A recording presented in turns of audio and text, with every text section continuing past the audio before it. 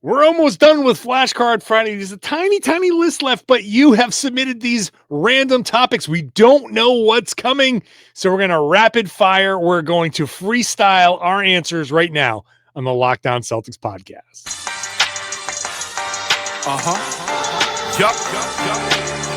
Beantown, be ever ready. It's the C's. Who else could it be? What they gon' say now? Screaming like JT, Karalis. Recap the madness every game, every practice. Prime time, Deb and D White on the sideline. Raining J's, how it started, raising banners, how we finished. Locked On Celtics pod, home of the winners. Hey there! Welcome back to the Locked On Celtics podcast, right here on the Locked On Podcast Network, where it is your team every day. Your team is the Boston Celtics. I talk about them Monday through Friday throughout the season. Maybe it'll be a sixth or seventh day if they play on the weekend. So just subscribe wherever you get your podcast. The show is free and available everywhere on any podcasting app. It's also on YouTube. Get into the comment section. Share your thoughts with your fellow everydayers, those of you who are with me every Monday through Friday. And with me, I'm John Karalis, beat writer for Boston Sports Journal. I've written a couple of books about this team. I've covered this team for about 20 years now.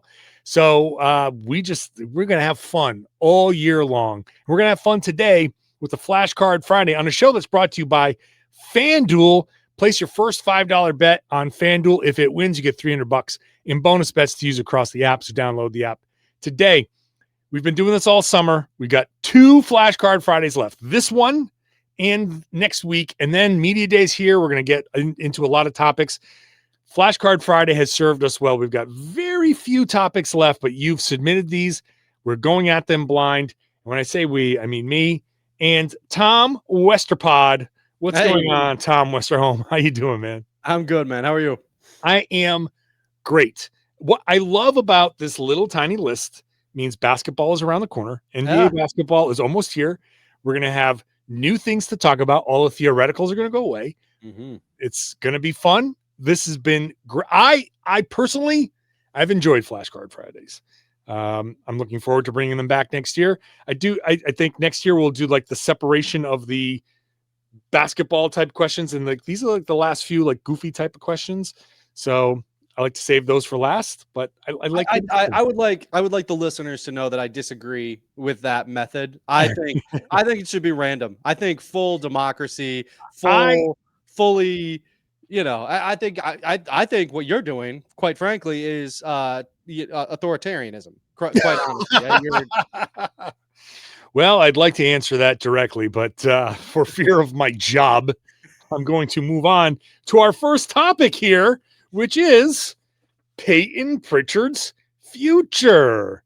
Payton Pritchard's future, which I think this year might involve him being a starter, but he is 27 and he feels like he should be younger than that, but he played 4 years in college. So, you know, his future, listen, I don't want to bring us down right away, but small guards like Payton don't last as long in the league. So we're like, I'll just say when it comes to Payton's future, enjoy what you got right now, because like this is the best we're going to get and it's going to be great. 6th man of the year. This year is going to be a great year for him. And I'm sure he's going to try to fight this, but like 31, 32-year-old Payton Pritchard, he's not playing into his 40s in the league. You know what I mean? He's not like that. So I think maybe this is more specifically how long does he stick around with the Celtics, but I don't know how long that's going to be. Tom? Yeah. I don't know. A few more years?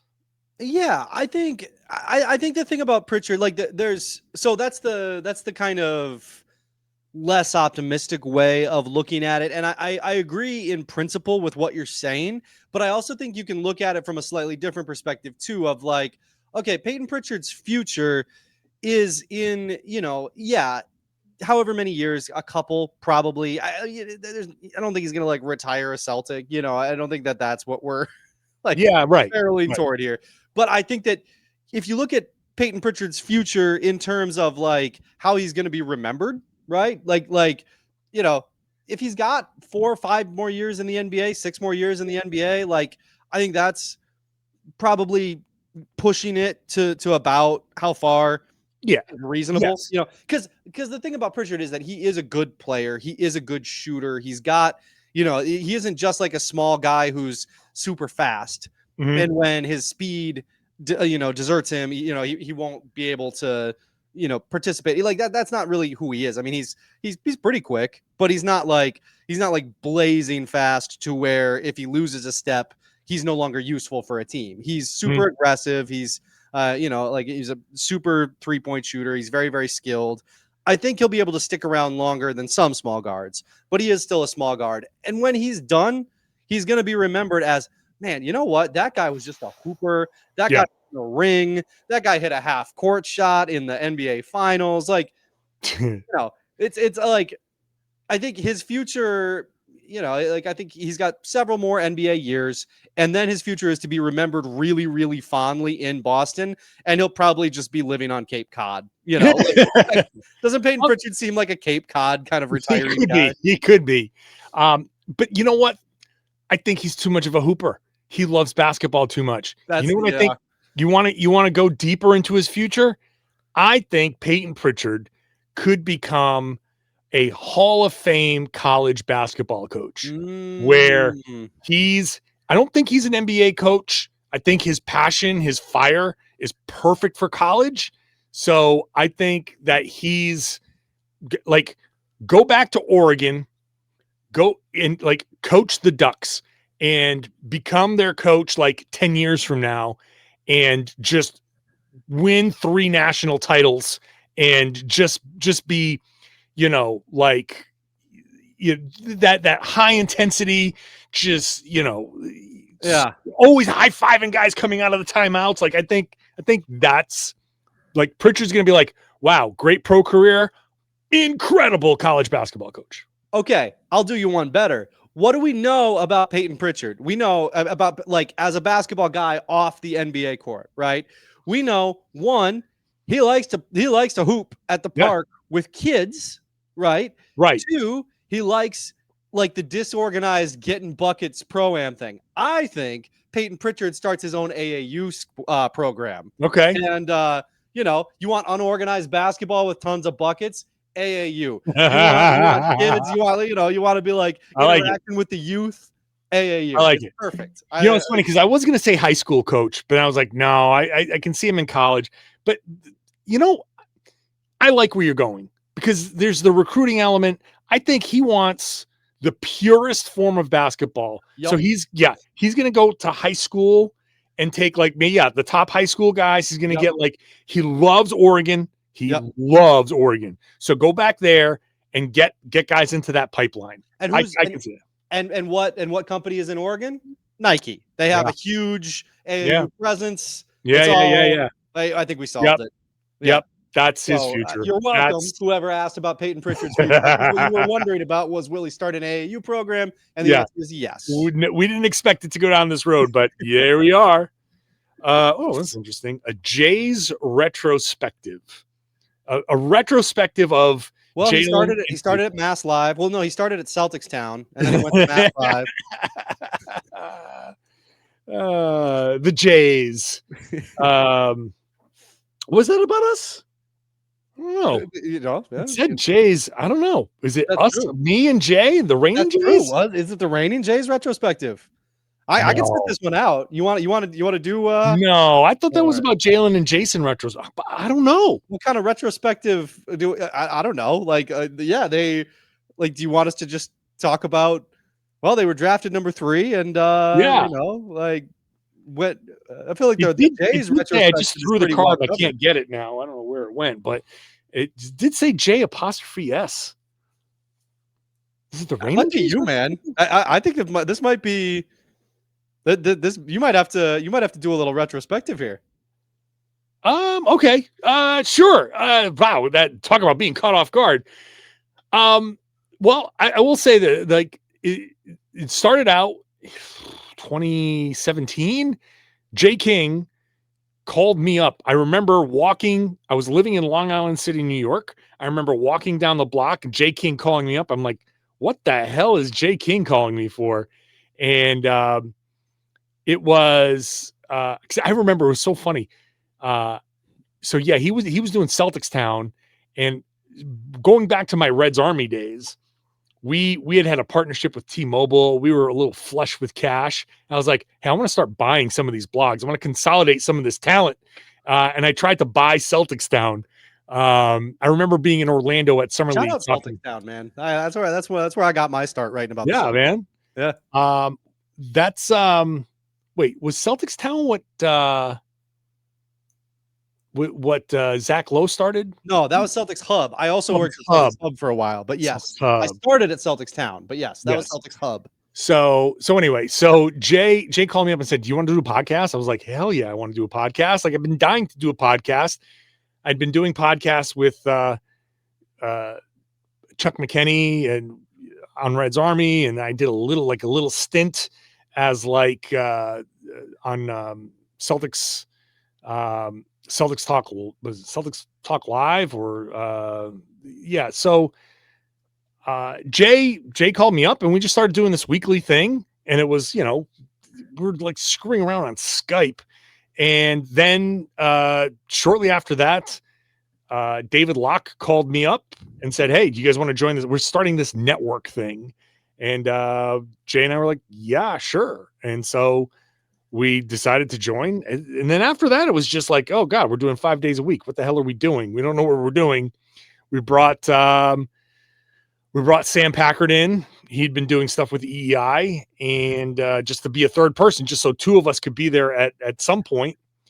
And then after that, I don't know. It was I was working in New York City. I was producing and reporting at Fox 5 News in New York City, and which at the same time we're doing this thing, and I decided to make the leap to come back to Boston.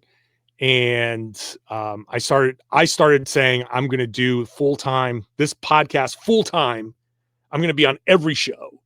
And then, so I was a constant presence.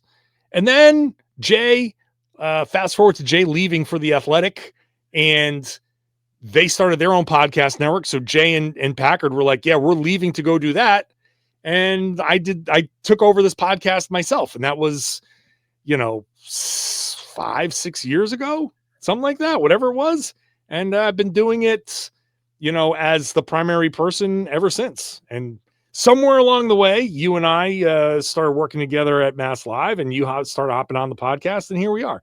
That's the retrospective. They might have meant the Jays, but I like this better. I feel like this was more productive. People probably. Why do we need a Jay? What do we need? Jaylen and Jayson retrospective. We don't need a retrospective for them yet. No, we're in the middle of their careers. Yeah, there's just still being written. All right, let's do this. Best handles in Celtics history, not Kyrie. We'll do that when we come back. Today's show is brought to you by Open Phone. If you're running a business, every missed call is money left on the table. I literally just cleared up a plumbing issue in my house. But I was down to my fourth call to someone who actually was able to get to the phone. And that if you miss the call, you miss the business. So that's why you need Open Phone, because Open Phone is going to get you that. It's going to streamline your system. It's going to get you that answered phone. It's the #1 business phone system, and you can do it all from an app on your phone or your computer. It lets you manage your business calls and text from a single app.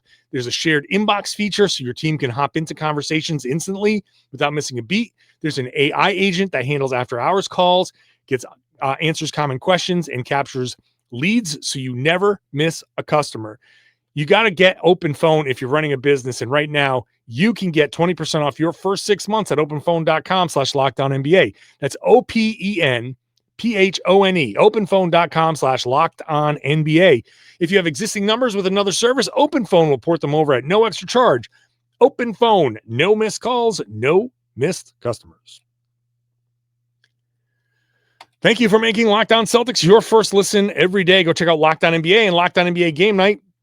I've already recorded Locked On NBA Game Night. There's a Jayson Tatum segment in there because there's a little mention of him on the radio where the Celtics are happy with his progress. So one of the topics in the Friday Locked On NBA game night is Jayson Tatum's potential return and a whole segment on the Celtics there. So if you want that, go check out the Friday edition of Locked On NBA game night.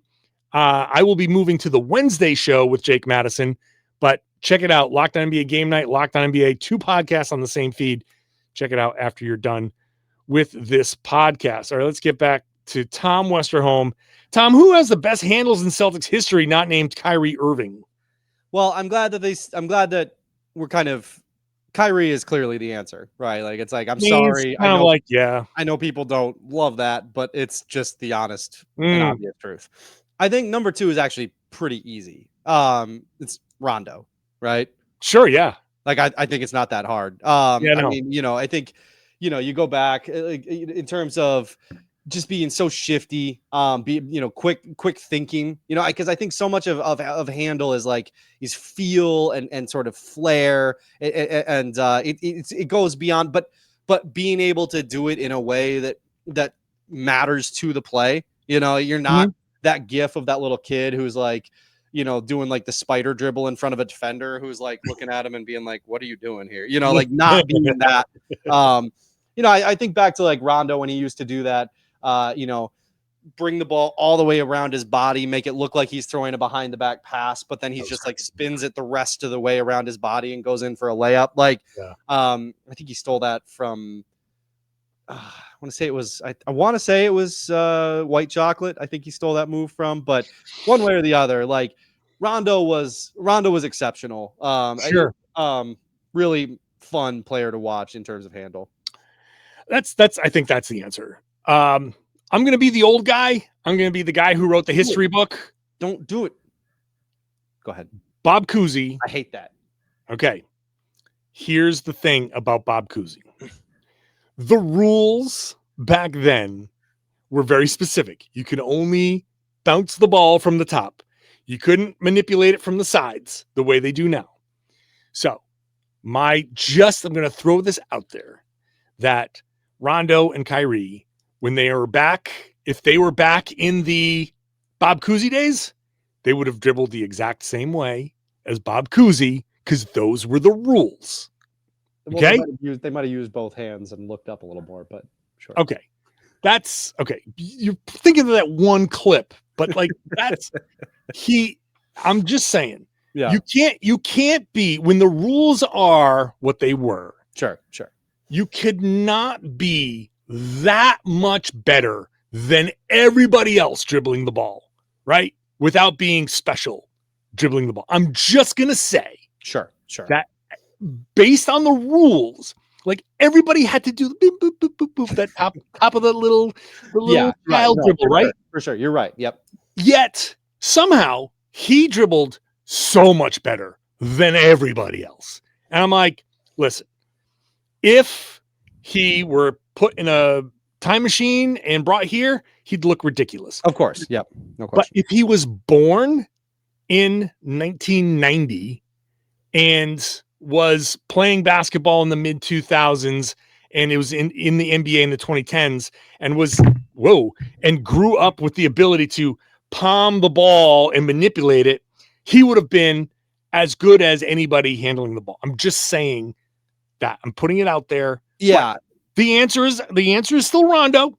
I'm just putting an honorable mention out for why Bob Cousy still matters. I think you made a Bob Cousy case that I can respect. So props, because the one thing that I do get annoyed when we've talked before about how hard it is to like think about like shifting eras. Yes. And I think that one thing that happens in sports is that the longer a sport is in the zeitgeist, the more skilled people get technically, right? Like, and that's just, I mean, how many times, even athletically, right? Like, how many times have you seen some 13-year-old kid throwing down, a 360 windmill dunk and just being like, what is happening? Like, how is this possible? And it's like that happens organically over the course of a sport, right? And so, like, to say that somebody from the 60s has the best handle is just wrong and doesn't necessarily take into account that progression. But that case that you made for Cousy is about as fair. It's about as fair as I've heard for a guy from the 60s. So yeah. Okay, great. Just a little story about what you were just talking about. Probably at this point, like 10 years ago, I was at an high school alumni game, Shea High School in Pawtucket, which is going away, sadly. Back when I was playing, like nobody dunked. You had like a guy who dunked like once. Like I didn't dunk in high school. I didn't dunk till I was in college, in a game. But we went back for this alumni game and we're warming up and everything. And these dudes are throwing each other alley-oops and stuff. They're like catching it and like rocking. And I was like, when did everybody in high school get this? Yeah. Because we were like, one person dunked in a game and the whole building exploded. And now these guys are throwing these down like, okay, that was nice. Like, yeah. What? Yeah. So yeah. Dunks used to matter, man. Yeah. It was crazy. Oh man. Let's see if we can sneak this in. Oh, okay. When does Jayson Tatum return? A more contemporary question. Yeah. When does Jayson Tatum return? Let's sneak that in real quick. All right. I think next year. I think that beginning of next year, he's fully healthy. He's ready to go. I don't think they push it this year. I think that I could see him coming back. I could see him demanding to come back. I don't think that Jayson Tatum will be happy if he doesn't come back this year. I think that but I think that the Celtics are going to be middling enough that him coming back will feel like pushing it unnecessarily.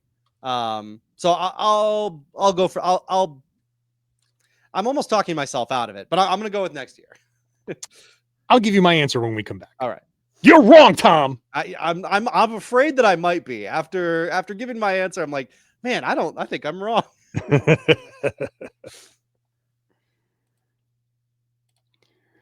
Today's show is brought to you by FanDuel. Maybe I haven't checked to see if there's odds on when Jayson Tatum will return, but we know that the NFL odds are out and the NFL season is here. Make sure you're ready for kickoff with this can't miss offer. All you got to do is bet $5. If your bet wins, you'll get $300 in bonus bets to use across the app. Make it a good one. So it doesn't matter how much you get back. All we know is you get that $5 win and you get 300 in bonus bets. So when you get your 300, you can build the same game parlay. You can jump into live action. You can you can bet on player props. It's all there on the app. You can make these games more exciting. You know, you watch a Patriots game maybe, and you want to stick around for the next game. You want to make it a little more interesting. Sure, do it. It's super quick. It's easy. And the best thing that you can do there to add a little more energy to your Sundays.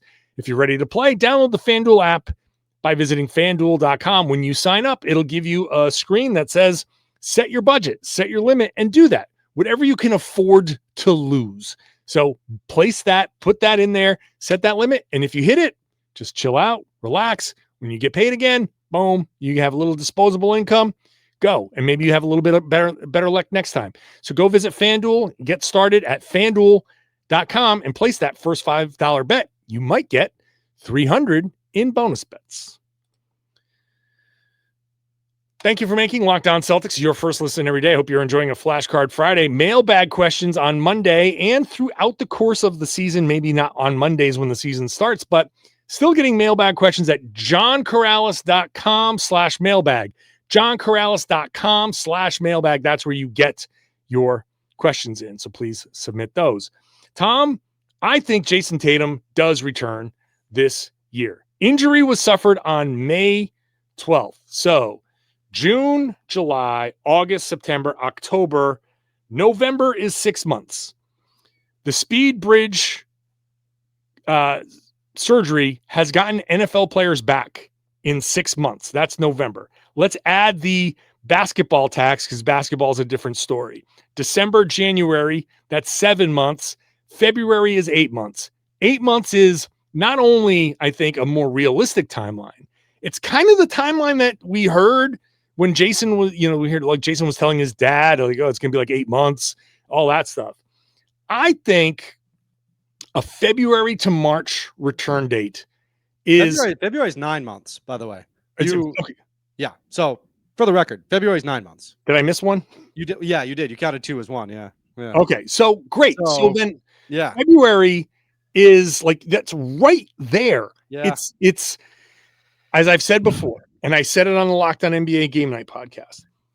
Guy in his prime, his absolute physical prime, goes to the best surgeon in the business, gets this innovative technology, innovative surgery that is known to get professional athletes back to professional sports in shorter time. And he gets that surgery right away, when we know the quicker you get the surgery, the better it helps that healing. I just can't see. I can see, because it's an Achilles injury and all of the stuff that people say, well, they're not going to be so good and all that stuff. Like, I get it. But All-Star break feels like, coming out of the All-Star break, Jayson Tatum returning somewhere late February, early March. I think that's going to be where I see him returning. And I think that's going to be good. And as I've said a million times, I'll say it again. Not rushing him back. That is the actual timeline where he is 100% healed, where every trainer, every doctor, every person who is involved says, yes, he is ready to go. If he is 100% ready to go, and if he's 100% healed, then him sitting out an extra 2, 3, 4 months means zero. Yeah. It doesn't help him anymore. He doesn't get healthier. No. When he's healthy, he's healthy. I need people to understand this. If March 1st comes around and they say he is 100% healed, 100% healthy, and 100% ramped up to return to end, there's going to be a month-long process of scrimmaging and all that stuff. If on March 1st, he ticks all of those boxes, sitting him until June, July, it doesn't add anything. So I think that's when he returns. And it's going to be important for him to return. Knock off the rust.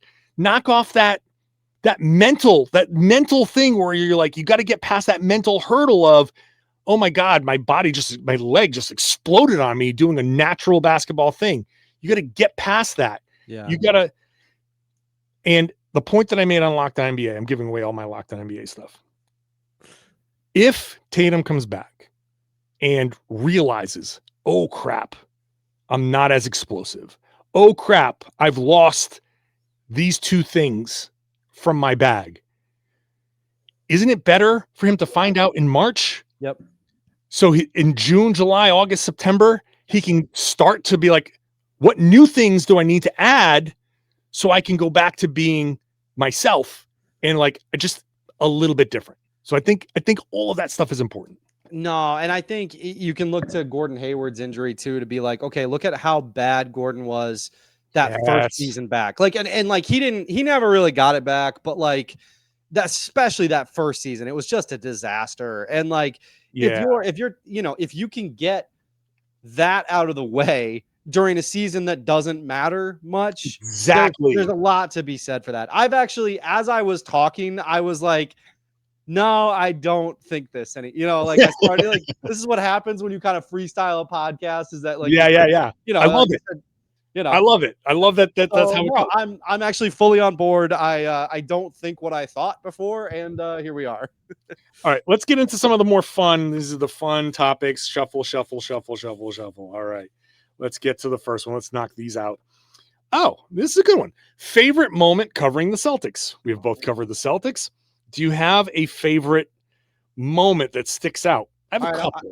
I can get us going, and then I might come up with another one. But I remember I was in the press conference room during the Celtics during playoff runs. They kind of move press conference rooms around, to accommodate more media. And there was a big podium, and Isaiah Thomas was sitting up at the press conference interviewing his son, and I was just kind of like sitting in there, and I was like, this is gold. And like when somebody's up there like that, it's like, it's okay if you record them. Like, it's like, you're super in public if you're out like that. So I took a little video of it and put it online, and it exploded because it was pretty cute. Sweet. pretty cute. So I really enjoyed that. I also really enjoyed. I've probably told this story on the podcast before, but when Robert Williams was drafted, I went to everything, right? And I went to a community event that he was doing, and I knew that he had lost his wallet, and he was gonna be late for a flight, and so they had to like really like work to get Robert Williams' wallet back, which was really awesome. And then I'm quick Googling to see if I can get back exactly what happened, but I'm pretty sure he lost his wallet a second time in a 2-day span. Yes. So he lost his wallet again, which was why he missed Summer League, I believe. He missed like the first day because he had lost his wallet a second time and was like, oh no, I got to find my wallet. So anyway, I really enjoyed writing that story about Robert Williams just being completely unable to hang on to his wallet. That was fun. That's hilarious. That's awesome. My favorite was the Marcus Smart moment where he had like 2 straight games where the ball got stuck up above the basket and he went out like in one game. It was like he was on the floor and he went and he just got the broom and he knocked it off and people like cheered or whatever. In the next game, it happened was like either the game later or whatever it was. It was very, very shortly after that. The opposing team chose the different basket. So the Celtics were shooting on the opposite basket in the second half, which was in front of their own bench. And Marcus was on the bench and the ball got stuck again. And like Marcus had just saved the ball like the other day. And so he went out again and then everybody cheered and went crazy. And so whatever. Okay. So that happened. So I jokingly asked Brad Stevens after the game, I was like, did you know that Marcus had this ability? And he's like, yeah, he's like joking about that.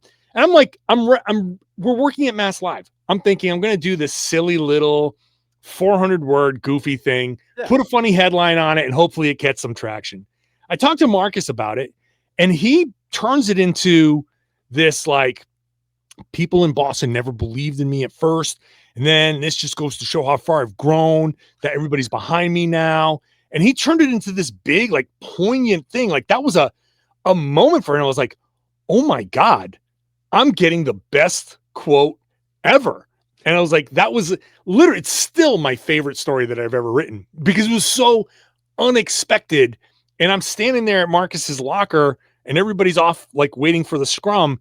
And as he's talking to me, I'm like, oh my God, no one knows the stuff I'm getting right now. And this is so cool because it meant so much because the thing I left out, the second time he did it, he got MVP chance. People were like, Joe's like MVP. But he took that as like, people in Boston love me now. And I've made all these strides. And I was like, oh my God, that was awesome. Yeah. My other favorite moment quickly was Ime Udoka had this thing where he was talking about nameless, faceless opponents. And I was like, okay, so it was some sort of like, I don't know, metaphor or something like that. So I thought that was something that he talked to the team about, nameless, faceless opponents. And I thought it was like some sort of inspirational thing. And we were on Zoom at that time. So I asked Jaylen about it. And he was like, say that again? I was like, yeah, Ime talked to us about nameless, faceless opponents. Is that something he's talked to you guys about? He's like, your guess is as good as mine, John. I don't know what the F you're talking about. I was like, that was so funny.